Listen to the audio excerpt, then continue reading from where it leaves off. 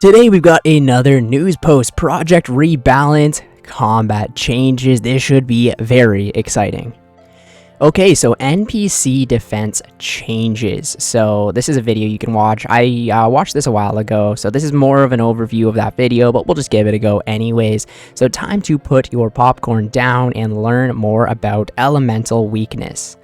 Elemental weakness have always been present in a complex roundabout way. Perhaps the most well-known example is the Ice Demon's weakness to fire spells. That is true. These changes standardize the existing system, roll it out to more NPCs, and make it more readily accessible in the game via Monster Examine. I don't know if I've ever used the Monster Examine spell. We've got the wiki, you know?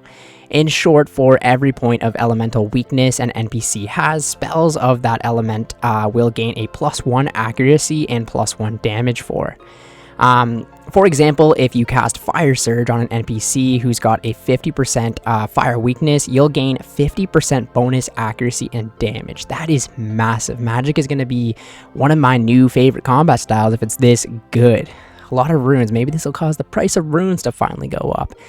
When you factor in your base magic damage, the formula looks like this. So base damage times magic damage percentage plus elemental weakness percentage. Some crazy math there.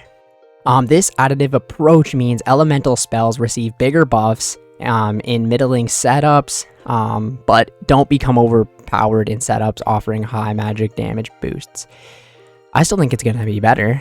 This gives the good old standard spellbook more of a foothold in combat progression, fleshing out options for players throughout their magic journey without displacing properly optimized setups. I can see, yeah, I mean, kind of makes sense, but it's just more damage, you know? So this is like an adamant dragon with the Monster Examine spell. It is a Slayer monster, poison resistant 100%, vulnerable to Dragon Bane, and 50% Earth weakness. So for adamant dragons, you want to be using them Earth spells. A monster's elemental weakness will be clearly visible in the Other Attributes tab of Monster Examine. Alternatively, you can check out the old school RuneScape wiki or this handy spreadsheet. Everyone's just going to be using the wiki. I don't think anyone's going to be using Monster Examine. So for convenience, here's a big list of enemies impacted by this change. So it's starting with air weakness. We've got the Barrows Brothers, Anviases, Ghosts, Skeletons. Water weakness, dragons, green, blue, red, black, including their baby and brutal variants. This also includes the KBD, lava dragons, demonic gorillas, greater demons, hellhounds, including Cerberus, Krill, lesser demons, pyre fiends, fire giants, the giant mole, and drake. So some of them, like right away, you can just be like, yeah, of course, like fire giants, water weakness makes sense. You know what I mean? So Earth weakness, the following NPCs have been given an elemental weakness to Earth spells: Metal Dragons, Bronze, Iron, Steel, Mithril, Adamant, and Rune, Water Fiends, and Worms. That's a short little list there. Fire weakness, we've got Giant Spiders, near enough anything whose name begins with Ice, including Ice Trolls, Ice Demons, Ice Giants, Ice Fiends, Ice Warriors, Moss Giants, Mountain Trolls, Scarabs, Scarab Mages, Vespulia, the Abyssal Portal. What is the Abyssal Portal? Isn't that in that, like, where you get Void? Maybe I'm wrong. The Nightmare Totems. Keep in mind that these also take double damage from magic attacks generally, so you can expect to see some very high hit splats on these. So Kefri, the Soldier, the Scarabs, and I guess that's the Raid, and then Zulrah. Interesting. So that's fire weakness on Zulrah. We already take magic there, right? But we have the Trident, so we'll have to see how this works. We've kept this list relatively tight, so it doesn't feel like every NPC in the game has changed overnight. While we're not opposed to adding more NPCs to the list, we're keen to let the dust settle and see how these changes impact the game before making farther changes. Good job. Don't worry, we won't be drip feeding them week by week either. As much as we love writing the weekly news posts, we know you don't want to be constantly checking them for minor balancing changes. This is why I read them to you guys, so you don't even have to check them. Elemental spell scaling. Any wizard knows that fire is stronger than air, which rather throws a spanner in the works when it comes to making elemental weakness feel impactful. For this reason, your max hit with elemental spells, Strike, Bolt, Blast, Wave, and Surge, will now scale to the highest level spell you have unlocked. For example, a player with level 5 magic has a max hit of 4 for both Wind Strike and Water Strike, since Water Strike is the highest tier of the spell they have unlocked. If that same player reaches the lofty heights of level 13 magic 2 minutes later, then all their elemental strike spells will have a max hit of 8, since the highest level spell they've unlocked is now Fire Strike. It's kind of confusing a little bit, like, I mean, not really, but like, I feel like that's kind of how it already is, but maybe not. I guess you would still hit a lot lower if I used like Air Strike instead of Fire, you know what I mean? Note that no spells hit higher than their tier's max hit.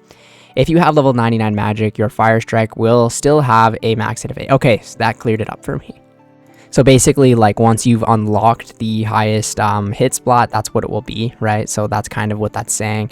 It cleared it up there. If you're wondering how this affects the Tombs of Fire and Water, keep scrolling. We have more information about that later in the blog. For now, though, let's take a look at the other side of the combat triangle. Range defense types. Range defense for NPCs is being split into 3 categories: light, standard, and heavy. These are based on the type of ammunition used as follows. So heavy is bolts and javelins, standard is arrows, including the bofa and crystal bow. Magical arrows are still arrows. Light is darts, knives, other thrown weaponry like throwing axes or the jad stuff. So I guess darts would be the blowpipe too, right? This change won't mean significant shifts in gameplay today, but it lets us target NPCs toward a specific range style in the future and make cool new rewards to match. Imagine an enchanted bow that fires light arrows, or a ballista that is actually worth shooting at something with. Yeah, like, that's cool, right? Because the ballista is used for PKing, but imagine using it. It's like best in slot to kill this boss or whatever. I think that's very, very cool. This is what they should have done instead of the evolution of combat, am I right? So the overwhelming majority of existing NPCs therefore aren't seeing any adjustments. For a detailed list of changes we are making, check out this spreadsheet. Alternatively, here's a top level summary of the NPCs affected. Dragons had their ranged heavy defense reduced. This applies to metallic and chromatic dragons, including baby and brutal variants, as well as the king black dragon and lava dragons.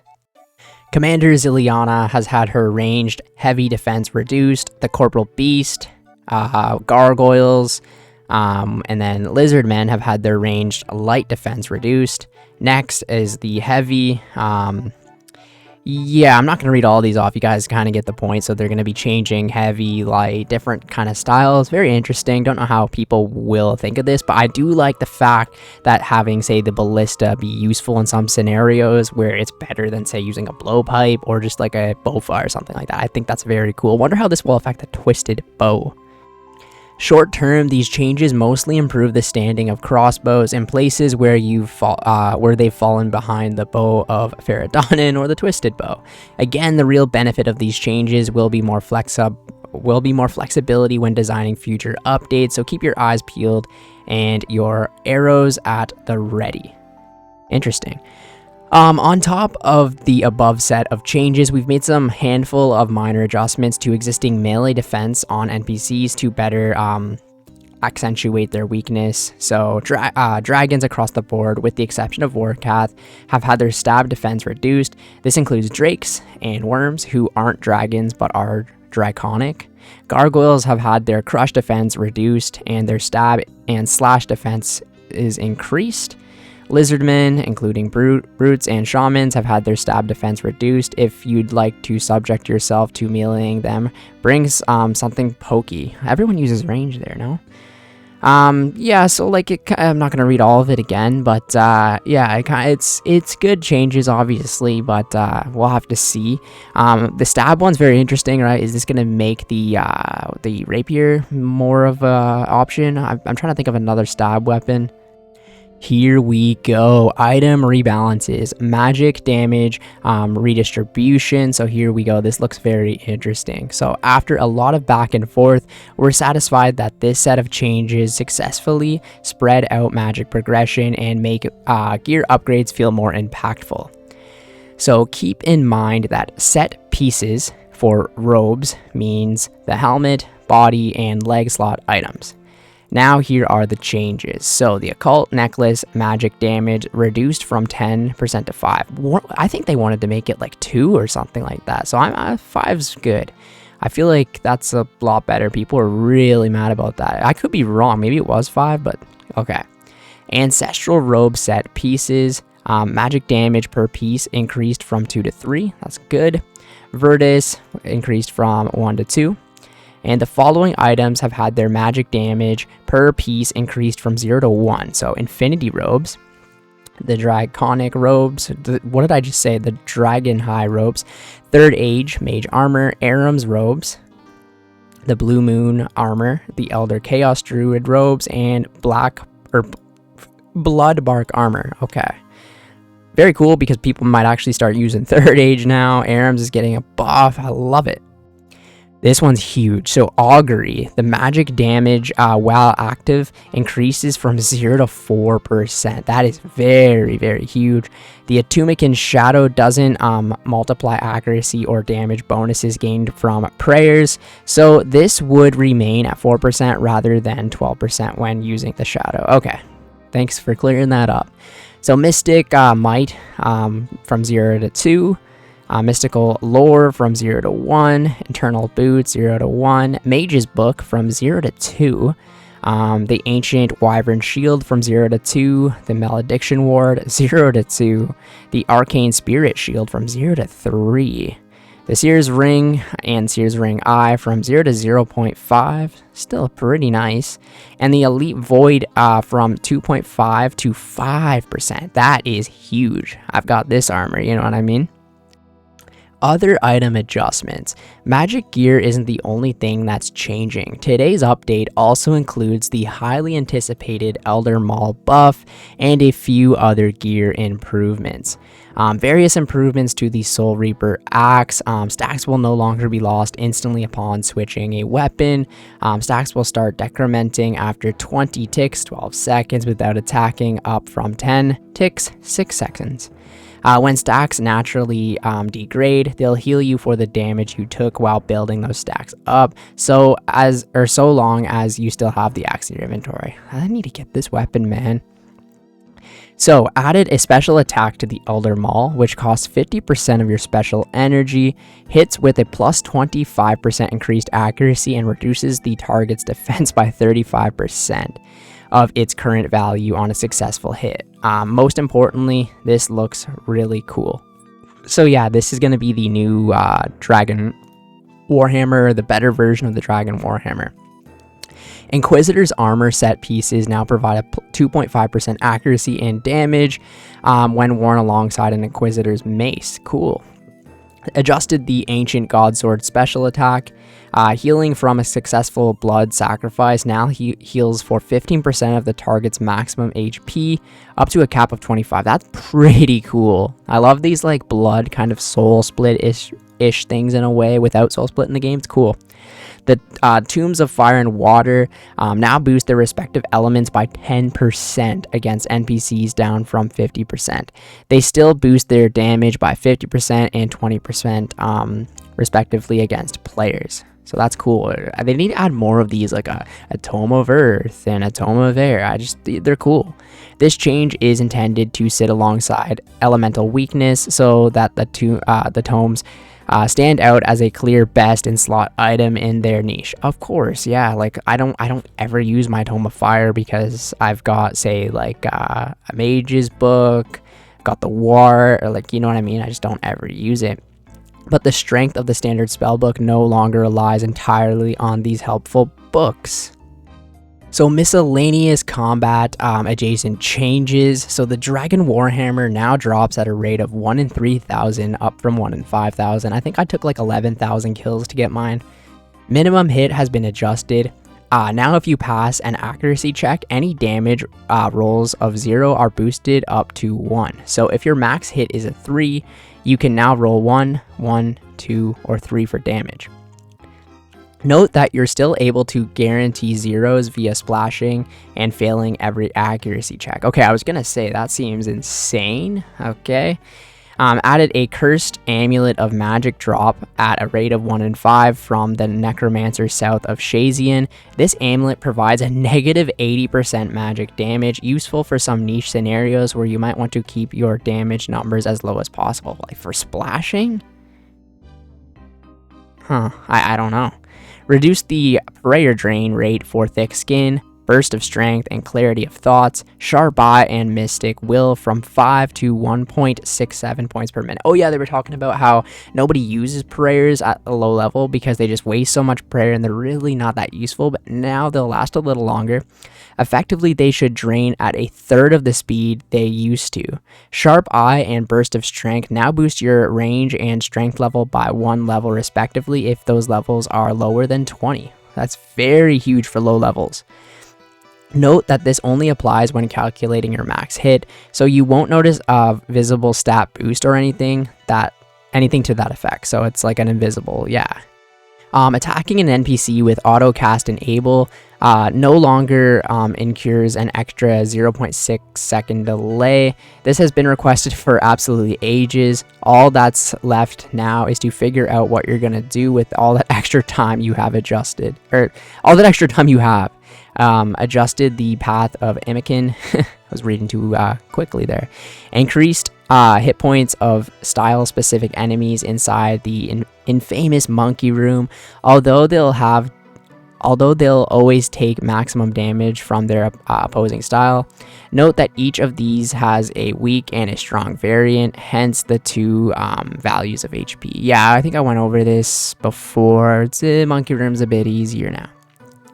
None of these enemies in the Path of Amiken will scale with the raid level or group size, so the hit point values you see here should be consistent every single Tombs of a Masket run.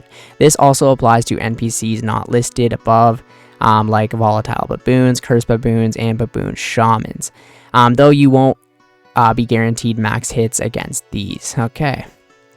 Bubba has had her through prayer damage reduced from 33% to 25% if she hits you while you're protecting from melee. Okay, so that's good because you would just get fucking shot.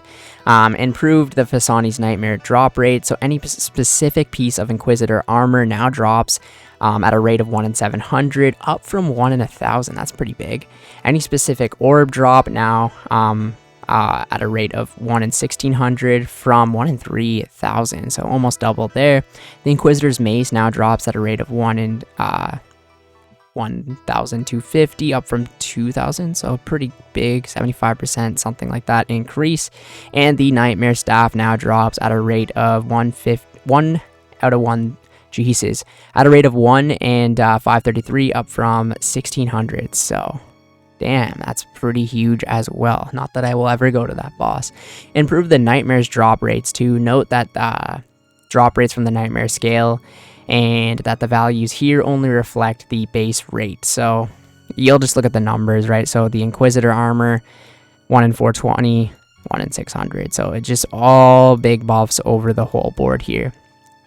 Ava's devices will now apply their ammo saving effects to javelins, as they do for other ammo types. Didn't know they didn't do that. That's all for Project Rebalance for now, but if you'd like more details about any of the changes we've discussed today, be sure to read through the blogs linked above. Do remember that we're open to making farther changes based on your feedback, so be sure to share your thoughts on the things Project Rebalance and let us know what you think of today's changes. Yeah, I think overall it's pretty good. Oh, here's the RuneScape Kingdoms board game. I guess this is what it looks like. I'm not going to read this. Nobody really cares. But actually, it does look very high quality, and I will say everything that I've ever ordered from Jagex, like the books and stuff, great quality. Some of the best quality books and whatever I ever had. I think this game would be really fun to play. I don't know, but it looks like they've definitely put a lot of work into it.